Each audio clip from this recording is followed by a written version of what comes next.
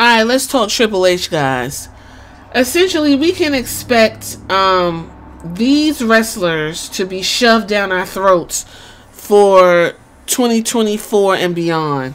Also, there were some wrestlers that got let go that we're going to touch on too in this conversation, subbies. So this week, as of this posting, which is 420 if you're a pothead, let go was former WWE champion Jinder Mahal, who I feel should go over to AEW and get into a program with Hook immediately. Sadly, Xia Li, for all those who like, where all these Xia Li stands from, if you go back in my catalog, I've been pushing for Xia Li to get some kind of shine. I think Xia Li is on the same boat as these other wrestlers who got let go. Veer and Senga and Zion Quinn. Listen, Zion Quinn is the NXT guy, never really got off his feet. Veer and Senga, they actually been posting some tweets, and the tweets don't look good. The tweets actually are insinuating that it's more to it than just them being let go. The tweets are insinuating that there may have been some creative introduced to them that they didn't like, and they said they said something along the lines like, we're not putting our values and self-respect above the country of India. The crazy thing is with WWE, they just, when it comes to countries, they always want to play to that patriotic bullshit. I did say if Xia Li was willing to play into the big scary communist China gimmick, she would have got over, because that's just how simple-minded a lot of wrestling fans are. They would have had Veer, Jinder, and Sango walking around like Iranians or like people from Saudi Arabia. They don't give a fuck that they're literally Indian and maybe Pakistani. Like, the American audience always has to have some big bad brown motherfuckers going crazy, which was why I had such a big issue with The Rock when he came and beat up on Jinder Mahal. Why was two brown men, even though The Rock is very white, why do you have them going at each other in such a patriotic, weird ass, hyper nationalist promo with the black and white police lives flag in your Brahma Bull trademark? It was so fucking bizarre and stupid. But Veer, Disney made a movie about Veer called The $1 Million Arm. Why didn't you use that to help push his character work? No, because you saw a big giant Indian man, you said we got to put him in the whole Indian getup. They could have been dominant in their their look. It's just something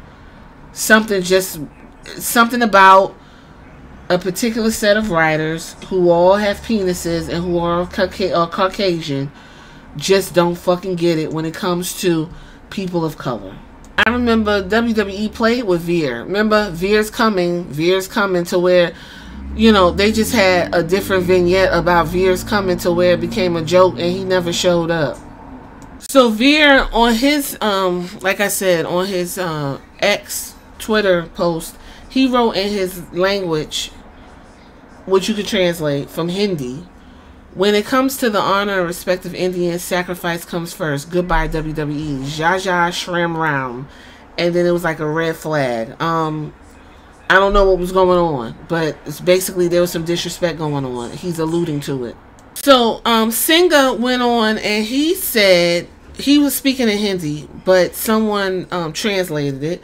Basically, he's saying he's positive about the future, but goes on to say it stings a little. He basically says how when it comes to YouTube views, Facebook views, and viewership on their weekly shows, WWE want all of these from the Indian market, but when it comes to representation of Indian athletes on TV, they have failed to do them justice, and how there are 0 Indian wrestlers in the company now after their release.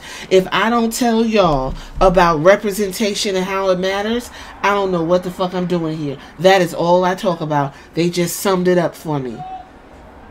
Representation matters. It matters. Now, you got to go to India. You don't got no Indians to promote. What do little Indian kids have to look at? And it's not fair. And I agree with Singer. I agree with him. I wish he would have said it in English, but I'll take it either way.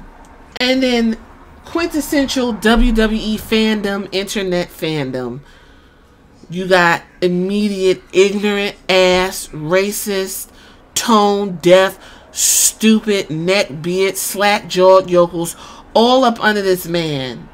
All up under this man's fucking post. He said absolutely nothing wrong. They turned it into a race. He literally said representation ethnically of Indians from India. Somehow it turned into race because you motherfuckers can't tell the difference between race, nationality, and ethnicity. With that being said, I wish them all luck, and we'll see where they land. Now, what are we talking about here?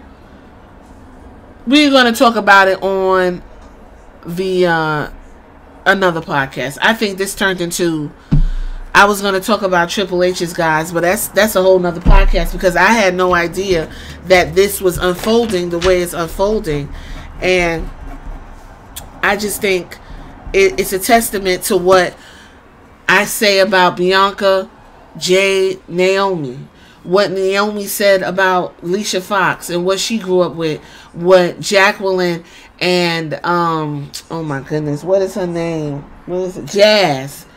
There is no representation. It's always been vanilla white, you know, Wonder Bread-esque. And when there was people of color, they put them into some of the most stereotypical, offensive, and inflammatory shit. And what do we have to deal with when it happens?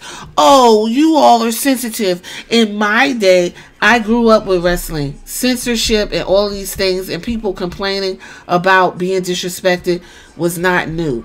And I don't want no one to stop complaining about being disrespected, because if you don't complain about it, I tell you right now, Single, Veer, and Jinder Mahal would have walked to the ring dressed like Pakistanians with a big bomb strapped to their back, waving the Saudi Arabian flag, just so the people in the audience can say USA.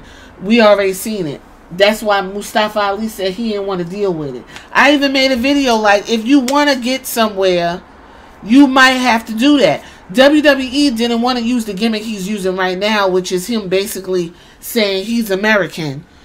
And this is what America looks like. Mustafa Ali is a police officer from Chicago. Veer is a damn baseball player. What was Sangle doing before this? I'm not too sure. But I'm pretty sure it was something simple and something they could have leaned into. That's just like, what's old girl name who, Macy Australia, Lacey Evans. She was a whole military brat and a recovering junkie. Y'all could have used that to elicit some type of feeling from the audience. But they always want to play in the bullshit and lazy writing.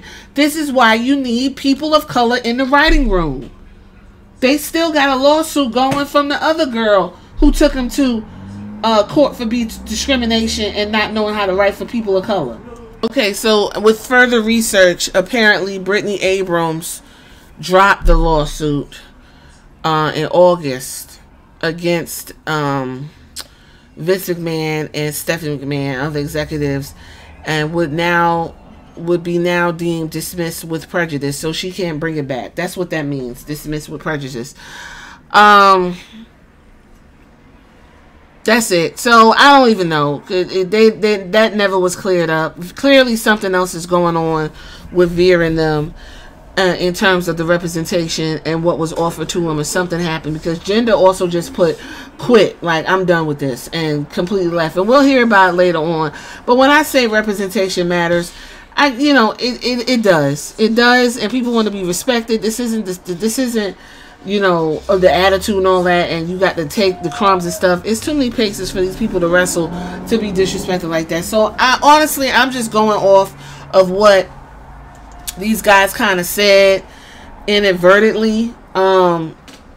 If that is what was going on, it's really disheartening, especially since, this is supposed to be the new Vince McMahon era and all this stuff is supposed to be going great and stuff like that, and you come up with now you disrespecting people, and this is supposed to be something different. Triple H is supposed to be different, but then Triple H also is a student of Vince McMahon, so I don't know how different he is, because he was in the ring telling what's his name, Booker T, that he can't be the top of the company because of his hair and the way he looks and act, and he a big ass clown with his suckers. I mean, he was willing to say all that.